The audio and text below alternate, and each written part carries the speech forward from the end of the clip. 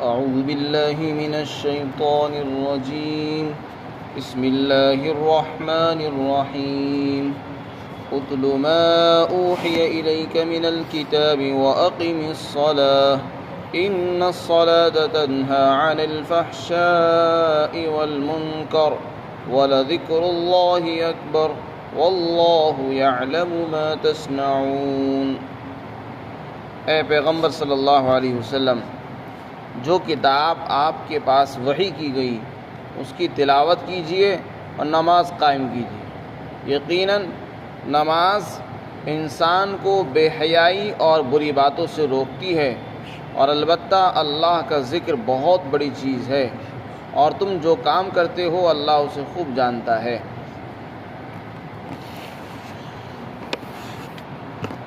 یہاں پر اللہ رب العزت نے اپنے حبیب حضرت محمد مصطفیٰ صلی اللہ علیہ وسلم کو دو حکم ارشاد فرمائے۔ پہلا حکم ہے تلاوت قرآن، یعنی قرآن کریم کی تلاوت کا حکم نبی پاک صلی اللہ علیہ وسلم کو دیا جا رہا ہے کہ آپ قرآن کریم پڑھیے۔ قرآن کریم پڑھنے کا حکم دیا جا رہا ہے۔ قرآن کریم کی تلاوت ایک بڑی چیز ہے۔ علماء نے لکھا ہے کہ قرآن کریم کی جیسے تلاوت کی جاتی ہے اس کو بھی تلاوت شمار کیا جاتا ہے، اسی طرح نماز میں بھی قرآن کریم پڑھا جاتا ہے،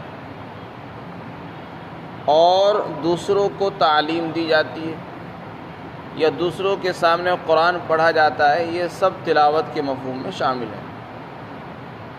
خلاصہ یہ ہے کہ اس میں نبی پاک صلی اللہ علیہ وسلم کو حکم دیا جا رہا ہے اور امت کو ترغیب ہے۔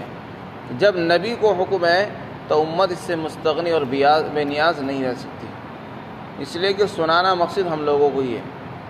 تو جب اللہ کے رسول اس سے بے نیاز نہیں ہو سکتے تو ہم کیسے ہو سکتے ہیں؟ تو اس لیے ہمیں اس سے زیادہ تلاوت کی ضرورت ہے۔ حدیث پاک کے اندر تلاوت کی بڑی فضیلتیں آئی ہیں۔ اقرأوا القرآن بلحون العرب، قرآن کریم کو عربوں کے لہجے میں پڑھیے۔ زینوا القرآن باصواتکم، قرآن کریم کو اپنی آوازوں سے مزین کرو، اس کو اور اچھا بنا کر پیش کرو۔ جتنا اچھا پڑھ سکتے ہو اتنی اچھی تلاوت کرنی چاہیے۔ قرآن کریم کے بارے میں احادیث کے اندر آتا ہے۔ ایک قرآن کریم کی تلاوت وہ ہوتی ہے جو ہم لوگ اپنے ذہن سے اپنی مرضی سے پڑھ لیتے ہیں، تو وہ پڑھنا نہیں۔ اللہ کو وہ تلاوت ممدوح اور پسندیدہ ہے جو اللہ چاہتے ہیں۔ چنانچہ حضرت ابی بن کعب رضی اللہ عنہ صحابہ میں بڑے صحابی تھے، بہت اچھے قاری تھے۔ آپ صلی اللہ علیہ وسلم کی قرأت سنتے تھے، اور بھی بہت سے صحابہ تھے ان کی قرأت آپ سنا کرتے تھے۔ تو اچھی تلاوت ممدوح اور پسندیدہ چیز ہے۔ وَأَقِیمِ الصَّلَاةَ، دوسرا حکم ارشاد فرمایا کہ نماز قائم کیجیے۔ نماز قائم کیجیے۔ ایک ہوتا ہے نماز کا پڑھنا، آپ عشاء کی نماز پڑھیں 12 بجے، وہ بھی نماز پڑھنا کہلائے گا، اور 9 بجے پڑھ لیں وہ بھی نماز پڑھنے میں شامل ہے، اور رات کو 3 بجے 4 بجے پڑھیں وہ بھی نماز پڑھنے میں شامل ہے، یا اس کے بعد 2 دن بعد پڑھ لیں تو پڑھنا تو اس کو بھی کہا جائے گا۔ لیکن اقامت کا حکم یہاں پر دیا جا رہا ہے۔ یہ غور کرنے کی چیز ہے، اقامت کسے کہتے ہیں؟ اس کا ذکر اس سے پہلے بھی آ چکا ہے۔ اقامت کا جو لفظ قرآن کریم نے استعمال کیا ہے وہ بہت اہم ہے اور توجہ کے قابل ہے۔ اقامت کی تعریف یہ ہے کہ آدمی ایسی نماز پڑھے جس کے اندر سنتوں کی رعایت ہو، مستحبات کی بھی رعایت ہو، اور نماز کے اوقات کی پابندی ہو، جماعت کا اہتمام ہو، اور نماز میں خشوع اور خضوع جو مطلوب ہے ان ساری چیزوں کی رعایت کرتے ہوئے جب نماز پڑھی جائے اس نماز کو اقامت کہتے ہیں۔ اگر نماز میں یہ ساری چیزیں آ جائیں، نماز کا وقت بھی ہو، نماز کو اس کے وقت پر پڑھی جائے، جماعت کے ساتھ پڑھا جائے، نماز میں سنتوں، آداب، مستحبات، فرائض، واجبات، ایک ایک چیز کی رعایت انسان اگر کر لے تو یہ اقامت کہلاتا ہے۔ اللہ تعالیٰ نے یہاں پر نماز قائم کرنے کا حکم دیا ہے، اسی کو اقامت کہتے ہیں۔ تو قائم کرنے کا مطلب یہ ہے کہ نماز کا جو وقت ہے اس کو اس کے وقت پر جماعت کے ساتھ تمام آداب، شرائط، سنتوں، مستحبات کی یاد کرتے ہوئے پڑھنا چاہیے، تب جا کے اس کا اصلی فائدہ اور اصلی نفع ہم کو ملے گا۔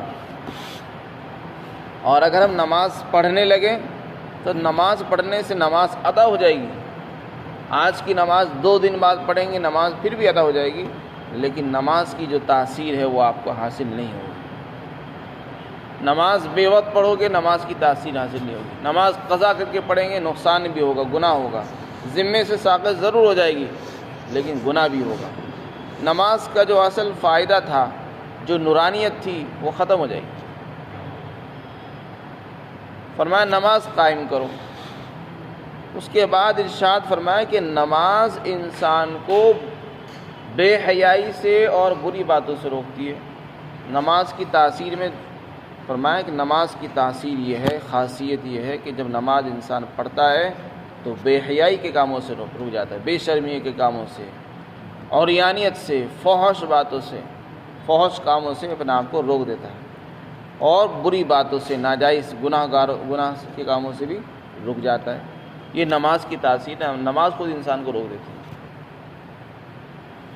ایک صاحب آئے اللہ کے رسول صلی اللہ علیہ وسلم کی خدمت میں، آ کر کہنے لگے کہ فلاں آدمی نماز بھی پڑھتا ہے راتوں کو اور صبح ہوتی چوری کرتا ہے، رات بھر نماز پڑھتا ہے، صبح کو چوری کرتا ہے۔ آپ نے فرمایا اس کا یہ عمل اس کو چوری سے روک دے۔ اگر وہ نمازی ہے تو ایک دن نماز اس کو اس عمل سے بھی روک دے گی۔ تو اس سے پتہ چلا نماز کی تاثیر ہے۔ جب نماز اب حقیقی معنی میں نماز بن جائے گی تو پھر وہ اپنا رنگ دکھاتی ہے۔ اسی سے یہ اشکال اور اعتراض بھی ختم ہو جاتا ہے جو لوگ کہتے ہیں کہ بہت سے آدمی نماز پڑھتے ہیں اور گناہ بھی کرتے ہیں، نماز بھی پڑھ رہے ہیں، گناہ بھی کر رہے ہیں، تو آخر ایسا کیوں ہو رہا ہے؟ تو اس کی وجہ یہی ہے کہ ابھی ہماری نماز اپنے اصلی مفہوم میں نہیں آئی، ابھی ہماری نماز نہیں بنی جیسی نماز اللہ تعالیٰ چاہتے ہیں۔ جیسی اللہ کو نماز مطلوب ہے، اللہ کے نبی نے جیسی نماز ہمیں پڑھ کر بتائی ہے، ایسی نماز ہماری جس دن بن جائے گی پھر نماز اپنا رنگ دکھائے گی۔ یا تو نماز کے خشوع میں کمی ہے، یا خضوع میں کمی ہے، یا اس کے آداب میں، مستحبات میں، سنتوں میں، واجبات میں کمی ہو رہی ہے۔ یہ نماز وقت پر نہیں پڑھی جا رہی ہے، یہ نماز جماعت سے نہیں پڑھی جا رہی ہے، کچھ نہ کچھ کمی ہے۔ یعنی جس قدر کمی ہوگی اس قدر تاثیر میں کمی آ جائے گی، اور نماز کو جتنا اچھا بنا کر پڑھا جائے گا اس کا اثر، فائدہ اتنا ہی زیادہ نظر آئے گا۔ یہ نماز کی تاثیر ہے۔ یہ عجیب و غریب اللہ نے عبادت رکھی ہے۔ اس کی مثال ایسی ہے جیسے کسی حکیم صاحب نے کسی مریض کے لیے نسخہ تجویز کیا اور یہ کہا کہ بھئی یہ خوراک آپ کو خالی پیٹ کھانی ہے اور یہ آپ کو رات میں کھانی ہے، یہ دوپہر میں کھانی ہے۔ اب ایک آدمی یہ کہے کہ نہیں میں حکیم کی بات کیوں مانوں، مجھے دوائی کھانی ہے، میں جب چاہوں گا کھا لوں گا۔ وہ صبح خالی پیٹ نہ کھا سکا اور یہ سوچنے لگے کہ نہیں میں تو ناشتے کے بعد آرام سے 11 بجے 12 بجے کھاؤں گا، کیا ضرورت ہے خالی پیٹ کھاؤں، آرام سے ناشتہ کر کے پیٹ بھرنے کے بعد پھر دوائی کھاؤں۔ تو بتائیے نسخہ حکیم اور طبیب کا بتایا ہوا وہ نسخہ اور وہ دوا وہ اثر کرے گی، بلکہ نفع کے بجائے نقصان کرے گی۔ جب حکیم صاحب نے یہ کہا ہے کہ خالی پیٹ دوا کھانی ہے تو خالی پیٹ کھانے سے ہی وہ فائدہ کرے گی، اور بھر پیٹ کھائیں گے تو نقصان کرے گی۔ اللہ نے جب نماز کا حکم دیا ہے کہ فجر کی نماز آپ کو صبح پڑھنی ہے سورج نکلنے سے پہلے، تو اس کا فائدہ جب ہی ہوگا جب ہم اس کو وقت پر پڑھیں گے۔ اور ہم یہ چاہیں کہ فجر کی نماز آرام سے 10 بجے سو کر اٹھنے کے بعد پڑھیں تو بتاؤ اس کا فائدہ ہوگا؟ نماز کی جو تاثیر ہے، نماز کی برکات ہے، وہ سب ختم ہو جائے گی۔ وہ اقامت نہیں کہلاتی۔ اقامت تو کہتے ہیں نماز کو وقت پر پڑھا جائے، جماعت سے پڑھا جائے، تمام شرائط، آداب، مستحبات اور واجبات کی رعایت کرتے ہوئے پڑھا جائے تو نماز پھر اپنا رنگ دکھاتی ہے اور اپنا اصل فائدہ پہنچاتی ہے۔ یہ ہے نماز کی تاثیر۔ تو نماز انسان کو بے حیائی سے، برے کاموں سے روکتی ہے۔ فحش کہتے ہیں بے حیائی کے کام، بری باتیں جن کا زبان پر لانا معیوب سمجھا جاتا ہے، بری چیز سمجھی جاتی ہے، ایسی چیزوں کو فحش کہا جاتا ہے۔ منکر کے معنی ہر ناجائز اور گناہ کی چیز۔ وَلَذِكْرُ اللَّهِ اکبر، فرمایا اللہ کا ذکر بہت بڑی چیز ہے۔ اللہ کا ذکر کسے کہتے ہیں؟ اللہ کو یاد کرنا۔ ذکر اللہ میں جیسے تلاوت ہے، نماز بھی ذکر اللہ ہے۔ سبحان اللہ کہنا یہ بھی اللہ کا ذکر ہے۔ الحمدللہ، لا الہ الا اللہ، لا حول ولا قوت الا باللہ، درود شریف، تلاوت قرآن، اور پوری نماز تکبیر تحریمہ سے لے کر سلام پھیرنے تک وہ سارا کا سارا ذکر ہی ہے، کیونکہ نماز میں یا تو قرآن پڑھا جاتا ہے، یا اللہ اکبر کہا جاتا ہے، یا تسبیح سبحان اللہ پڑھی جاتی ہے، یا درود شریف پڑھا جاتا ہے، یا تحیات پڑھی جاتی ہے، یا سلام پھیرا جاتا ہے، یا اللہ اکبر کہا جاتا ہے۔ یہ سارا ذکر ہی تو ہے۔ تو اللہ تعالیٰ نے یہاں پہ ایک بات ارشاد فرمائی کہ دیکھو اللہ کا جو ذکر ہے وہ کوئی معمولی چیز نہیں ہے، اس کو معمولی مت سمجھو۔ نماز پڑھنے کو معمولی مت سمجھیے، تلاوت کو ہلکا نہ سمجھو، تسبیح پڑھنے کو معمولی مت سمجھیے، بلکہ یہ بہت بڑی چیز ہے۔ کتنی بڑی چیز ہے اس کا اندازہ ہم لوگ اس حدیث سے لگا سکتے ہیں۔ اللہ کے رسول نے فرمایا کہ یہ جو زمین اور آسمان قائم ہے اور یہ ٹوٹے پھوٹے نہیں، قیامت نہیں آئی اب تک، قیامت اس وقت تک نہیں آئے گی جب تک کہ اللہ زمین پر جاری رہے گا۔ اس روئے زمین پر جب بھی اللہ کا ذکر ہو رہا ہے اور ہوتا رہے گا، کبھی قیامت نہیں آ سکتی۔ اس کا وقت تو نہیں بتایا گیا قیامت کب آئے گی، البتہ نشانی بتا دی ہے کہ جب تک اللہ زمین پر ہوتا رہے گا، اللہ کا ذکر ہوتا رہے گا، کبھی قیامت نہیں آئے گی۔ اس کا مطلب یہ ہے کہ ایمان والے، اللہ کا نام لینے والے زندہ ہوں گے، دنیا زندہ رہے گی، اور ایمان والے ختم ہو جائیں گے، دنیا ہی ختم ہو جائے گی۔ جو لوگ یہ سوچتے ہیں کہ مسلمانوں کو ختم کر دیا جائے اور ان کو ختم کر کے ہم زندہ رہیں گے، تو یہ ان کی سوچ غلط سوچ ہے اور ایسا ناممکن ہے۔ اسی لیے علماء نے لکھا ہے اس پوری دنیا کی جو روح ہے وہ اللہ کا ذکر ہے۔ جیسے انسان کا بدن ہے، انسان کے بدن میں ایک روح اور جان ہوتی ہے، وہ نکل جائے تو انسان ختم ہو جاتا ہے اور وہ مردار ہو جاتا ہے۔ بالکل اسی طرح یہ عالم، اس عالم کی روح ہے ذکر اللہ۔ جس دن اس پوری دنیا سے اللہ کا ذکر ختم، یہ دنیا ہی ختم۔ تو اللہ کا ذکر اس پورے عالم کی روح ہے، اس عالم کی غذا ہے۔ اس سے پتہ چلتا ہے کہ اللہ کا ذکر کتنی بڑی چیز ہے۔ اللہ کے رسول صلی اللہ علیہ وسلم نے فرمایا کہ اللہ کا ذکر بہت بڑی چیز ہے۔ ایک صاحب آئے، کہنے لگے کہ یا رسول اللہ کیا وہ جہاد سے بھی زیادہ بڑی چیز ہے؟ فرمایا کہ ہاں، اگر کوئی آدمی جہاد کرے اور اتنا جہاد کرے، اس قدر مارے کہ اس کی تلوار ٹوٹ جائے، پھر بھی اللہ کے ذکر سے بڑھ کر کوئی چیز عذاب سے نجات دلانے والی نہیں ہے۔ تو انسان کو اللہ کے عذاب سے نجات دلانے والی چیز ذکر اللہ ہے۔ اسی طرح فرمایا کہ ہر چیز کو میل لگ جاتا ہے اور ہر چیز کو صاف کرنے کے لیے کوئی نہ کوئی چیز ہوتی ہے۔ برتن صاف کرنے کے لیے کوئی نہ کوئی چیز ہوتی ہے، کپڑے میلے ہو جاتے ہیں، ان کو صاف کرنے کے لیے صابن ہوتا ہے، سرف ہوتا ہے۔ اسی طرح انسان کا دل گندا ہو جائے، گناہوں سے سیاہ ہو جائے، اس میں حسد، کینہ، بغض بھر جائے، تو اس کو صاف کیسے کیا جائے گا؟ فرمایا اس کے لیے ذکر اللہ ہے۔ اللہ کے ذکر سے انسان کا دل تازہ ہو جاتا ہے، صاف ہوتا ہے۔ تلاوت قرآن سے دل صاف ہوتا ہے، موت کو یاد کرنے سے دل تازہ ہو جاتا ہے، تر و تازہ صاف ہو جاتا ہے۔ تو اللہ کے ذکر کی بڑی فضیلت آئی ہے حدیث میں۔ افضل الذکر لا الہ الا اللہ، سب سے افضل، سب سے بڑا ذکر لا الہ الا اللہ کا پڑھنا ہے۔ حضرت ابراہیم علیہ السلام سے حضرت حضور صلی اللہ علیہ وسلم کی ملاقات ہوئی معراج کی رات میں۔ جب ہمارے نبی آقا مدنی صلی اللہ علیہ وسلم معراج میں تشریف لے گئے تو حضرت ابراہیم علیہ السلام سے ملاقات ہوئی۔ آپ نے فرمایا کہ میری اپنی امت کو میرا سلام کہنا اور ان سے کہنا کہ دیکھو جنت کی جو مٹی ہے وہ بہت اچھی ہے اور پانی بھی میٹھا ہے، لیکن زمین تو چٹیل میدان ہے. اگر جنت میں آؤ گے تو چٹیل میدان میں رہو گے. اگر یہاں آنا ہے تو یہاں کچھ کر کے لانا ہوگا. یہاں کے جو پھل ہیں وہ سبحان اللہ، الحمدللہ، لا الہ الا اللہ، اللہ اکبر ہے. اس سے پتہ چلا جنت کیا ہے؟ چٹیل میدان. اب چٹیل میدان میں کون جاتا ہے گھومنے کے لیے؟ کسی کو کہا جائے کہ فلاں جگہ بس میدان ہی میدان ہے تو کوئی نہیں جائے گا.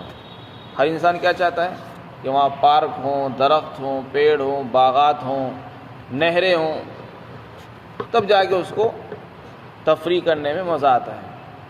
تو اسی طرح فرمایا حضرت ابراہیم علیہ السلام نے کہ دیکھو جنت کے جو پھل ہیں، پودے ہیں، وہ کیا ہیں؟ سبحان اللہ، الحمدللہ، لا الہ الا اللہ، اللہ اکبر. کہ اس کو پڑھا کریں. جتنا زیادہ کر کے لائیں گے جنت میں اتنے ہی پودے آئیں گے اور جنت اتنی تر و تازہ اور ہری بھری ہو جائے گی، ورنہ چٹل میدان میں جانا پڑے گا. اسی طرح حدیث شریف میں آتا ہے کہ ایک مرتبہ سبحان اللہ و بحمدہ جس نے پڑھا اس کی وجہ سے جنت میں درخت لگ جاتا ہے. تو سبحان اللہ کی بڑی فضیلت آئی ہے، اللہ کے رسول نے فرمایا. اور بھی بہت سے فضائل ذکر اللہ کے احادیث کے اندر آئے ہیں. ایک حدیث میں آیا 2 کلمے ایسے ہیں جو زبان پر بہت ہلکے، پڑھنے میں بہت بھاری نہیں ہے، بہت ہلکے ہیں، سبحان اللہ و بحمدہ، سبحان اللہ العظیم. اور نامہ اعمال میں ترازو میں بہت وزنی ہوتے ہیں. جس دن ترازو میں رکھے جائیں گے تو وہ جھکا دیں گے اس کو. اور اللہ کو بہت محبوب ہیں وہ سبحان اللہ و بحمدہ، سبحان اللہ العظیم. یہ 2 کلمے ہیں. تو ان تمام احادیث سے پتہ چلتا ہے کہ آدمی کو اللہ کا ذکر کرتے رہنا چاہیے. ایک صحابی آئے، کہنے لگے کہ یا رسول اللہ اعمال تو بہت سارے ہیں، مجھے کوئی ایسا عمل بتا دو کہ میں اسی میں لگا رہوں. فرمایا کہ تیری موت اس حال میں آئے کہ تیری زبان ذکر اللہ میں تر رہے. تو اپنی زبان کو ہر وقت تر و تازہ رکھیں، ذکر اللہ سے ہر وقت تر و تازہ رکھیں. اما جان حضرت عائشہ صدیقہ فرماتی ہیں کان رسول اللہ صلی اللہ علیہ وسلم یذکر اللہ فی کل احیانہ، کہ حضور ہر وقت اللہ کا ذکر کرتے تھے. تو انسان کو ایسا بننا چاہیے کہ ہر وقت اللہ کی یاد رہے. بہت سے اعمال تو ایسے ہیں کہ وہ ہر وقت نہیں کیے جا سکتے، جیسے نماز، اس کے لیے وضو چاہیے، بے وضو نہیں ہو سکتی. لیکن ذکر اللہ کے بارے میں علماء نے لکھا ہے کہ ذکر اللہ ایک ایسی چیز ہے جسے ہر وقت کر سکتا ہے انسان. پاکی میں بھی کر سکتا ہے، ناپاکی میں بھی کر سکتا ہے. اگر عورت حیض و نفاس سے تب بھی ذکر اللہ کی ممانعت نہیں ہے، ذکر اللہ جب بھی جائز ہے. قرآن کی تلاوت نہیں کر سکتی، تسبیح پڑھ سکتی ہے، دعا بھی کر سکتی ہے، درود شریف بھی پڑھ سکتی ہے، استغفار کر سکتی ہے ناپاکی کی حالت میں، اور پاکی کی حالت میں بھی. وضو کے ساتھ بھی ذکر اللہ کر سکتا ہے، بغیر وضو کے بھی اللہ کا ذکر کیا جا سکتا ہے. قرآن کریم کی تلاوت کے لیے وضو چاہیے، اس کو چھو نہیں سکتے آپ.